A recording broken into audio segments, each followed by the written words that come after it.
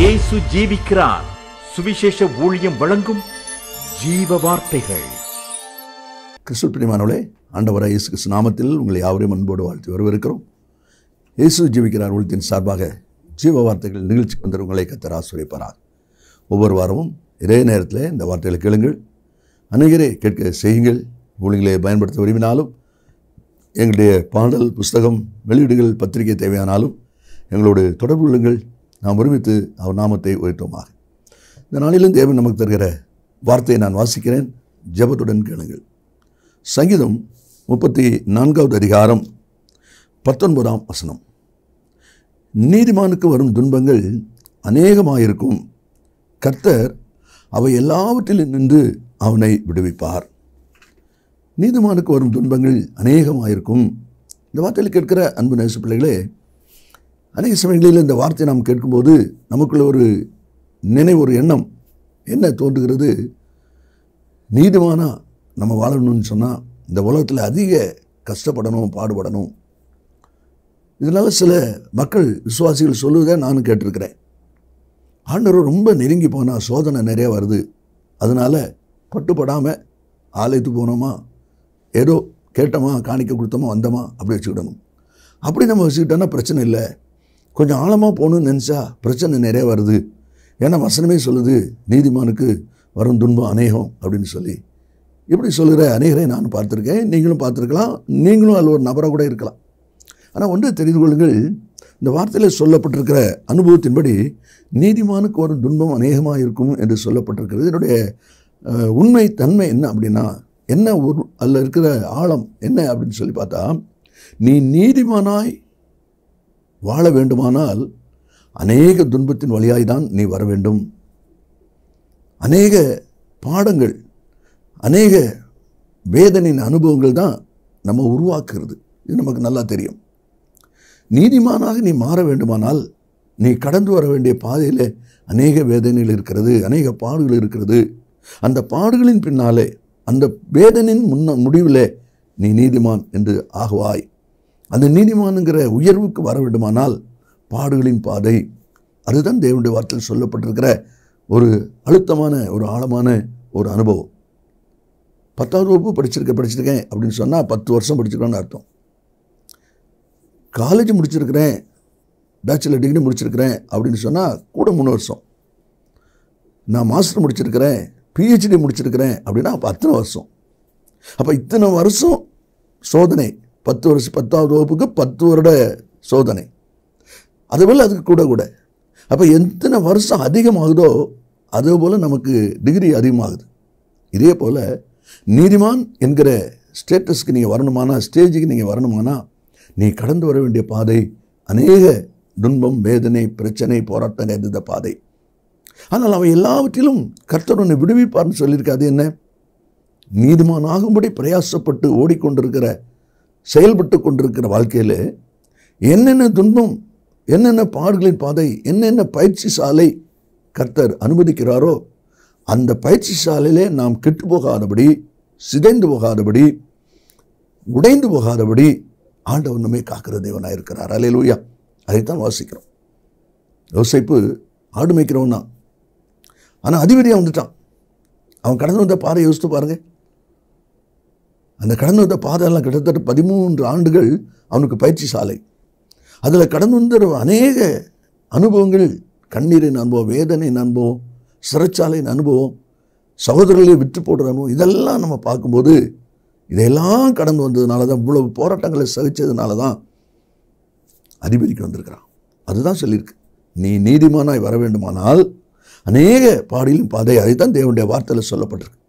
அப்போஸ்தலர் 14:22 நாம் அநேக உபத்திரங்கள் வழியாக தேவனுடைய ராஜ்யத்தில் பிரவேசிக்க வேண்டும் என்று சொல்வதை பார்க்கிறோம். அந்த நீதிமான் அனுபவத்தில் நீதிமொழி புத்தகத்தை நீங்கள் வாசிங்க, அதில் அநேக அனுபவம் இருக்குது. நீதிமான் என்றால் யார், எப்படிப்பட்டவன்? ஒரு 2 வருஷத்தை நான் சொல்கிறேன். நீதிமான் 10ஆம் அதிகாரம் 11ஆம் வசனத்தை வாசிப்பீங்கன்னா, நீதிமானுடைய வாய் ஜீவ ஊற்று அப்படி போட்டிருக்கு. நீதிமானுடைய வாய் அப்படின்னா புது தண்ணி, பழைய தண்ணிக்கு இங்கே இடம் கிடையாது. ஊற்று, யார் தண்ணி குறை வந்தாலும் ஊற்று அது பாட்டு சுரக்கும். அப்படின்னா எல்லாருக்கும் பயன்படக்கூடிய, பிரயோஜனப்படக்கூடிய ஒரு அனுபவம். அந்த வாயிலிருந்து வருகிற வார்த்தையினால் அவ்வளோ ஆறுதல், தாகம் தீர்க்கிற அனுபவம், இதெல்லாம் அதில் இருக்குது. அதே 10ஆம் அதிகாரம் 25ஆம் வசனத்தில் நீதிமானோ நித்திய அஸ்திவாரம் உள்ளவன், விசுவாசத்திலையும் சரி, பரிசுத்தத்திலையும் சரி, உடன்படிக்கையிலும் சரி அஸ்திவாரம் ஸ்ட்ராங்காக இருக்கும். அதுதான் நீதிமான். அதனால சொல்லப்பட்டிருக்கு. 21ஆவது அதிகாரம் 26ஆம் வசனத்தில் நீதிமானோ பிசினித்தனம் இல்லாமல் கொடுப்பான். பிடிக்க இல்லை, பிசினித்தனம் இல்லாமல் கொடுப்பான். இப்படிப்பட்ட மேலான அனுபவங்கள் இருக்கிறதை பார்க்கிறோம். 2 காரியங்களை வேகமாய் நாம் வாசித்து ஜெபிக்க போகிறோம். யாரை குறித்து நீதிமான் என்ன அனுபவத்திலே சொல்லி இருக்குது? எபிரேயர் 11ஆம் அதிகாரம் 4வது வசனத்தை நாம் வாசிக்கும் போது அதிலே விடமாய் வாசிக்கிறோம். விசுவாசத்தினாலே ஆபேல் காயினுடைய பலியிலும் மேன்மையான பலியை தேவனுக்கு செலுத்தினான். அதனாலே அவன் நீதிமான் என்று சாட்சி பெற்றான். அவனுடைய காணிக்கைகள் குறித்து தேவனே சாட்சி கொடுத்தார். அவன் மரித்தும் இன்னும் பேசுகிறான். இந்த வார்த்தை கவனிங்க. காயினும் காணிக்கை கொடுக்குறான், ஆபேலும் காணிக்கை கொடுக்குறான். ஆனால் 2 பேரும் பலி கொடுக்குறாங்க. ஆனால் காயினுடைய பலியை விட இவனுடைய பலி மேன்மையானது என்று சொல்லப்பட்டிருக்கிறது. அதோடு மட்டுமல்ல, அந்த காணிக்கை குறித்து தேவனே சாட்சி கொடுத்தார் என்பதையும் நாம் அதில் பார்க்கிறோம். அப்படியானால் ஈகையின் தன்மை நீங்களும் நானும் கொடுக்க தான் செய்கிறோம். நம்முடைய ஈகை குறித்து கர்த்தர் சாட்சி கொடுப்பாரா? அப்படி சாட்சி கொடுக்கும்படியாக நம்முடைய ஈகை, நம்முடைய கொடுக்கிற தன்மை இருக்குமானால் நாம் அந்த நீதிமான் அந்த லிஸ்ட்டில் வந்திருக்கிறோம் அப்படின்னு சொல்லி அர்த்தம். ஆதியாகமம் 4:4 வாசிக்கும் போது கர்த்தர் ஆபேலையும் அவன் காணிக்கையும் அங்கீகரித்தார். அவன் காணிக்கை அங்கீகரிக்கும் முன்பாக அவன் அங்கீகரிக்கப்படுகிறான். நீங்களும் நான் அங்கீகரிக்கப்பட்டால் நாம் கொடுக்கிறது அங்கீகரிக்கப்படும். அப்போ அந்த ஈகையின் அனுபவத்தில் நீதிமான் என்கிற ஒரு அந்த உயர்வுக்கு, மேன்மைக்கு நாம் உரியவர்களாக இருப்போம். நாம் அதற்கு தகுதியா என்பதை யோசித்து பாருங்கள். 2வது ஆதியாகமம் 6ஆம் அதிகாரம் 9ஆம் வசனத்தை நாம் வாசிக்கும் போது அதிலே விதமாய் வாசிக்கிறோம். ஆதியாகமம் 6ஆம் அதிகாரம் 9ஆம் வசனம். நோவா தன் காலத்திலே இருந்தவர்களுக்குள்ளே நீதிமானும் உத்தமனுமாக இருந்தான். நோவாவை குறித்து நீதிமான் உத்தமன் என்று சொல்லப்பட்டிருக்கிறதை நாம் அதில் வாசிக்கிறோம். எந்த விதத்தில் அவன் உத்தமன், நீதிமான் என்று சொல்லி பார்க்கும்போது அந்த 9ஆம் வசன கடைசியில் சொல்லியிருக்குது, நோவா தேவனோடே சஞ்சரித்து கொண்டிருந்தான். தேவனோடு சஞ்சரித்து கொண்டிருந்தான் என்று சொல்லி இந்த வார்த்தை இருப்பதை பார்க்கிறோம். அப்படியானால் சஞ்சரித்து கொண்டிருப்பது எப்போதாவது அல்ல. ஆலயத்துக்கு போனால் ஆண்டவர் இருக்கிறாருங்கிற எண்ணமோ, ஆலயத்தை விட்டு வெளியே வந்துட்டா கர்த்தர் கூட இருக்கிறாருங்கிற எண்ணமும் இல்லாத நிறைய பேர் இன்றைக்கு வாழ்ந்துட்டு இருக்கிறாங்க. ஆனால் எப்போதும் இருந்தாலும், எழுந்தாலும், நடந்தாலும், படுத்தாலும் தேவன் என்னோடு கூட இருக்கிறார், தேவன் என்னை நடத்துகிறார், நான் தேவனோடு இணைந்திருக்கிறேன், இசைந்திருக்கிறேன். அந்த ஒரு சிந்தை தான் அந்த தேவனோடு சஞ்சரிக்கிறதான ஒரு அனுபவம். அப்படிப்பட்ட ஒரு அனுபவம் எங்கே நோவாவுக்கு இருந்தது என்று சொல்லி நாம் பார்க்கிறோம். அதனால தான் அவன் நீதிமான் என்று சொல்லி சொல்லப்படுகிறதை நாம் அதில் பார்க்கிறோம். அது மாத்திரமல்ல, நாம் வாசித்த எபிரேயர் 11வது அதிகாரத்தினுடைய 7வது வசனத்தை நாம் வாசிக்கும் போது அதில் சொல்லப்பட்டிருக்கிறது, விசுவாசத்தினாலே நோவா தற்காலத்திலே காணாதவைகளை குறித்து தேவ எச்சரிப்பு பெற்று பயபக்தி உள்ளவனாகி தன் குடும்பத்தை ரட்சிப்பதற்கு பேழை உண்டு பண்ணினான் என்று சொல்லி இந்த வார்த்தை இருப்பதை பார்க்கிறோம். அப்படியானால் அதில் சொல்லப்பட்டிருக்கிற அனுபவத்தை கவனிங்க. காணாதவளை குறித்து தேவ எச்சரிப்பு பெற்றான் என்று சொல்லி அதில் வாசிக்கிறோம். பேழைன்னா என்னன்னே தெரியாது, மழை பார்த்ததே கிடையாது. அப்படிப்பட்ட சமயத்தில் ஆண்டவர் பேழை கட்ட சொல்கிறார். அதே 6ஆம் அதிகாரம் 22வது வசனத்தில் ஆதியாகமத்தில் நம்ம வாசிக்கும்போது அதில் சொல்லப்பட்டிருக்கிறது, நோவா அப்படியே செய்தான். நோவா அப்படியே செய்தான். இவ்வளோ நீளம், இவ்வளோ அகலம், இவ்வளோ உயரம், எதையுமே மாற்றலை. இவ்வளோ பெரிய உருவமாக இருக்கிற கப்பல் எப்படி மிதக்கும்? கர்த்தர் செய்ய சொன்னார், செய்யட்டும், அவ்வளோதான். அதுதான் நீதிமான்.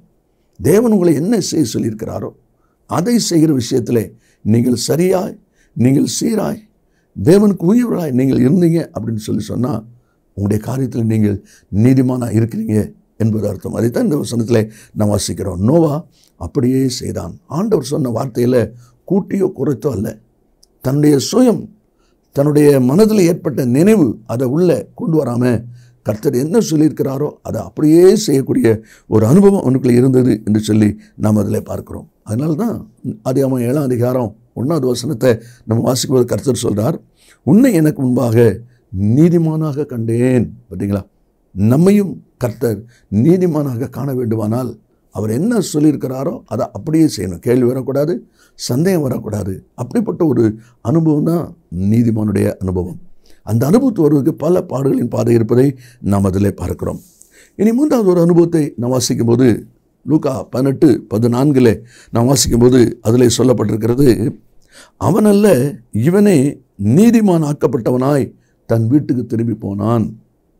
ஒரே ஆலயத்தில் ஒரே நேரத்தில் பரிசேயனும் ஆயக்காரனும் போய் ஜெபிக்கிறாங்க.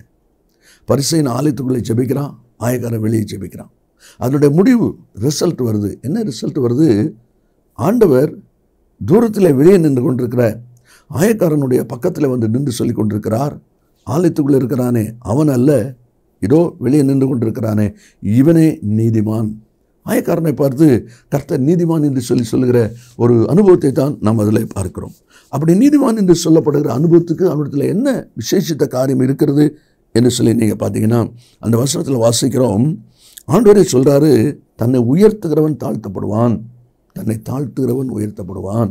அப்படியானால் அந்த உயர்வின் ஆசீர்வாதத்தை பெற்றுக்கொள்வதற்கு நீதிமானம் என்று சொல்லி கர்த்தரால் புகழப்படுவதற்கு கர்த்தர் அவனிடத்தில் காண்கிற ஒரு காரியம் தன்னை தாழ்த்துகிற ஒரு அனுபவம் அதில் இருக்கிறது என்பதை அதில் பார்க்கிறோம்.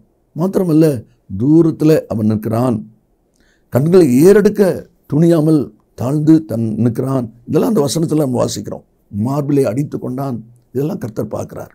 அப்போ இப்படிப்பட்ட ஒரு அனுபவம் தான் கர்த்தர் அவன் நீதிமான் என்று சொல்லும்படி ஆண்டவருக்கு அந்த எண்ணத்தை கொடுத்தது என்பதை நம்மளே பார்க்கிறோம். அதே போல் லூக்கா 15:1 வசனத்தை நம்ம வாசிக்கும்போது அதில் சொல்லப்பட்டிருக்கிறது, சகல ஆயக்காரரும் பாவிகளும் அவருடைய வசனங்களை கேட்கும்படி அவரிடத்தில் வந்து சேர்ந்தார்கள். ஆயக்காரர் தேவனுடைய வார்த்தை கேட்கும்படி இயேசுவிடத்தில் வந்தார்கள் என்பதை தான் அந்த அதிகாரம் சொல்வதை பார்க்கிறோம். இப்படி வார்த்தை குறித்த ஒரு தாகம் இருப்பதை நாம் அதில் பார்க்கிறோம். கடைசியாக மத்தேயு சுவிசேஷம் 1 வசனத்தை நாம் வாசிக்கும்போது அங்கே மரியாளுடைய புருஷனாகிய யோசேப்பை குறித்து நாம் வாசிக்கிறோம். அதில் என்ன சொல்லப்பட்டிருக்கிறது என்று நாம் பார்ப்போமானால், அவள் புருஷனாகிய யோசேப்பு நீதிமானாக இருந்து என்று வாசிக்கிறோம். மரியாளுடைய புருஷனாகிய யோசேப்பு நிச்சயிக்கப்பட்ட நியமிக்கப்பட்ட அந்த புருஷன் யாராம்? நீதிமான் என்று சொல்லப்படுறதை பார்க்கிறோம். அப்படி என்ன ஒரு விசேஷம் அவனிடத்தில் இருந்தது? நீதிமான் என்று சொல்லி அவன் அழைக்கப்படுகிறானே, சொல்லப்படுகிறானே, அதற்கு காரணம் என்ன என்று சொல்லி பார்ப்பீர்களானால், இப்போ நடந்திருக்கிற ஒரு சம்பவம் மிகுந்த ஒரு வேதனைக்குரிய ஒரு சம்பவம். உலக பிரகாரம் அதில் சொல்லப்பட்டிருக்கிறது. 18ஆம் வசனத்தில் கடைசியில், யோசேப்புக்கு நியமிக்கப்பட்டிருக்கையில் அவர்கள் கூடி வரும் முன்னே அவள் கர்ப்பவதியானாள் என்று காணப்பட்டது. அவர்கள் கூடி வரும் முன்னே அவள் கர்ப்பவதியானாள் என்று காணப்பட்டது. இந்த நாட்களில் அது எப்படிப்பட்ட ஒரு நிலைமையாக இருக்குன்னு யோசிச்சு பாருங்கள். அவ்வளோ பயங்கரமான ஒரு சம்பவம், ஏற்றுக்கொள்ளவே முடியாத ஒரு காரியம். ஆனால் இப்படிப்பட்ட சந்தர்ப்பத்தில் அவன் என்ன செய்கிறான்? அவன் நீதிமான் என்பதற்கு என்ன அனுபவம் இருக்கிறது என்று சொன்னால், அந்த 19ஆம் வசனத்தில் வாசிக்கிறோம், அவளை அவமானப்படுத்த மனதில்லாமல் என்கிற வார்த்தை மிக முக்கியம். அவளை அவமானப்படுத்துவதற்கு, இப்படிப்பட்ட ஒரு அருவருப்பான காரியம் நீ செய்துட்டேன்னு சொல்லி அவங்களை நோக பண்ணுவதற்கு விரும்பாமல் என்பது அதனுடைய அர்த்தம். அதோடு மட்டும் இல்லை, அவன் அடுத்து என்ன சொல்கிறான் பாருங்க. அதில் சொல்லப்பட்டிருக்குது, அவளை ரகசியமாய் தள்ளிவிட யோசனையாக இருந்தான். இந்த ரகசியமாய் தள்ளிவிட யோசனையாக இருந்தான் என்னுடைய அனுபவ உண்மை என்னன்னு சொன்னால், அவன் இந்த விஷயத்தை மற்றவங்கிட்டெல்லாம் பரப்பலை. இன்றைக்கி இப்படிப்பட்ட ஒரு காரியம் என்ன கேட்டிங்களா தெரியுமா உங்களுக்கு, இப்படியான்னு சொல்லி பறைசாற்றுகிற நிறைய மக்கள் பெருகிட்டு இருக்கிற காலத்தில் நம்ம இருக்கிறோம். ஆனால் அந்த யோசிப்பு யாருக்கையும் அதை பற்றி சொல்லலை. அதனால தான் ரகசியமாய் தள்ளிவிட. அப்படியானால் இப்படிப்பட்ட ஒரு தன்மையும் சுபாவமும் அவனிடத்தில் இருக்கிறத கர்த்தர் காண்கிறார். இன்றைக்கி ஆண்டவர் அதே தான் நம்மிடத்திலையும் எதிர்பார்க்கிறார், நீதிமான் என்கிற ஒரு அனுபவத்தில். அது மாத்திரம் கடைசி நம்ம வாசிக்கிறோம் 24ஆவது வசனத்தில், யோசேப்பின் நித்திரை தெளிந்து எழுந்து கர்த்தருடைய தூதன் தனக்கு கட்டளையிட்டபடியே அவளை சேர்த்து கொண்டான், தன் மனைவி சேர்த்து கொண்டான். அவமானப்படுத்த மனதில்லாமல் ரகசியமாக தள்ளிவிட யோசனையாக இருந்தான். ஆனால் தூதன் வந்து சொன்ன உடனே அப்படியே ஏற்றுக்கொண்டான் என்று பார்க்கிறோம். எப்படி முடிகிறது? அதுதான் நீதிமான். ஆகத்தான் தேவனுடைய வார்த்தை சொல்வதை பார்க்கிறோம். அதனால தான் இந்த வசனம் சொல்லப்பட்டிருக்கு, நீதிமானுக்கு ஒரு துன்பங்கள் அநேகமாக இருக்கும். அப்படின்னா ஆண்டவரை நெருங்க சோதனை வரும், இது தப்பு. அப்படி இல்லை. நம்ம அப்படி தான் நமக்கு சொல்லி கொடுத்துட்டாங்க. நம்மளே அப்படி தான் நினச்சிட்டோம். இல்லை, நீ நீதிமான் ஆகணும்னா, அந்த ஸ்டேஜுக்கு நீ வரணும்னா இவ்வளோ பாடுகளையும் போராட்டங்களையும் கடந்தால் தான் வர முடியும். அப்போ நீ நீதிமான் ஆகணும்னா நீ அநேக பாதையில் வரணும். அதுதான் சொல்லப்பட்டிருக்கு. ஆனால் அப்படிப்பட்ட பாதையில் நீ வரும்போது நீ உடைந்து போகாமல், நொறுங்கி போகாமல், மரித்து போகாமல் காப்பதற்கு கர்த்தர் நம்மோடு கூட இருக்கிறார். ஆனால் தான் வசனம் சொல்லுது, கர்த்தர் அவை எல்லாவற்றிலும் நின்றவனை விடுவிப்பார். அதே தேவன் நம்மத்தில் இருக்கிறார். நாம் ஜெபிப்போமா? இயேசு சீக்கிரம் வரப்போகிறார். நல்ல பிதாவே, நன்றியோடு துதிக்கிறோம். இந்த வார்த்தை கேட்கிற ஒவ்வொரு பிள்ளைகளும், ஆண்டவரே, இதுவரைக்கு நீதிமானுக்கு வரும் துன்பம் அதிகம்னு சொல்லும் பொழுது, ஆண்டவரை ரொம்ப நெருங்கி பிடிச்சா சோதனை அதிகம் வருது அப்படிங்கிற ஒரு எண்ணத்தை மாற்றி நீ நீதிமான் ஆகணுமானா அநேக பாடல்கள் பாதில் வந்து தான் அதை ஜெயிக்க முடியும் என்கிற அனுபவத்தை எங்களுக்கு கற்றுத்தருகிறீர். தமிழ் பிள்ளைகள் ஒவ்வொருவரை விசுவாசித்து வாழ்க்கையில் அனுபவிக்க கர்த்தர் உதவி செய்வீராக. இயேசுவின் நாமத்தில் பிதாவே, ஆமென், ஆமென். கர்த்தர் உங்களை ஆசீர்வதிப்பாராக. ஆமென். மேலும் விவரங்களுக்கும் உங்கள் ஜெப தேவைகளுக்கும் நீங்கள் எங்களோடு தொடர்பு கொள்ள வேண்டிய முகவரி, ஜீசஸ் லிவ்ஸ் காஸ்பல் மினிஸ்ட்ரீஸ், சகோதரர் John M Jeyaraj, 123A Thonavur road, Mavadi, Nellai மாவட்டம், தென்னிந்தியா 627107. செல்போன் 9443113292.